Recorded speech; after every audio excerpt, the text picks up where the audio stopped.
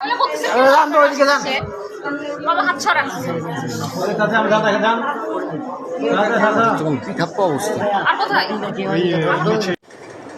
হয়েছিল? কি কারণে মারছে? টাকা দাবি করছিল। প্রথমে আমাকে তুলে নিয়ে যায়, 40,000 টাকা চাইছিল। তারপরে 20,000 টাকা কমায় দিছিল। 20,000 টাকা কমায় দিয়ে তারপরে বলছে 20,000 টাকা তুই যদি না দিস তাহলে তোকে মার্ডার করে দেবো। আমি বলছি আমি ছোট মানুষ, আমি টাকা কই পাবো? বলছে তোর গাড়িটা বন্ধ রাখ, গাড়িটা বন্ধ রাখে তুই আমাদেরকে টাকা দে। আমি বলছি আমি তোমাদেরকে কি কারণে টাকা দেবো? হয় আমাকে বলতেছে তুই আমার গার্লফ্রেন্ডকে মেসেজ দিছিস, মেসেজ দিয়ে যে আমি তোর গাড়ি একটা টাকা নিচ্ছি। আমি বলছি তুমি আমাকে প্রুফ দাও।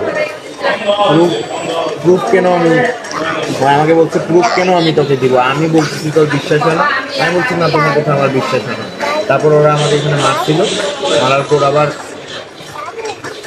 কিছুদিন 3-4 দিন যাওয়ার পর আবার আমাকে কার কাছে যদি নাম্বার নিয়ে আমাকে ফোন দিয়েছে। ফোন দিয়ে বলতেছে যে তুই কি টাকা দিবি না মাইর খাবি? আমি বলছি আমি কোনো টাকা মাকা দিতে পারবো না। তাও আমার কাছে ওরা রাস্তার মধ্যে ধরছিল, ধরে আমার পকেটের মধ্যে 4,000 টাকা ছিল, 4,000 টাকা নিয়ে নিচ্ছে।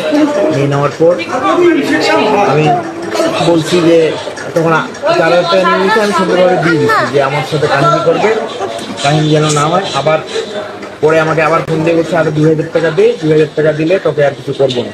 আমি বলছি যে আরো তুমি তোমার যেগুলো আমার পকেট থেকে নিয়ে নিছো ওগুলো নিয়ে খুশি থাকো, আমি আর দিতে পারবো না, আমার কাছে টাকা নাই। ওরা বলছে তোর গাড়িটা কিসের জন্য আছে? গাড়িটা কি চেহারা দেখার জন্য আছে? গাড়িটার জন্য তোর গাড়িটাতেই তোর 1,00,000 টাকা আছে, তোর তুই কি তোর গোটা গাড়িটা খাইয়ে দিয়ে যাচ্ছিস না বন্ধক দিয়ে 20,000 টাকা তুলে দিয়ে যাচ্ছিস? বলছে আমি এগুলো পারবো না। তোমার বলছে তোকে মারে ফেলবো। আমি বলছি ঠিক আছে তুই করবা করি, এভাবে বলছি। এখন ওরা যে এইভাবে মারবে আমি তো জানি না।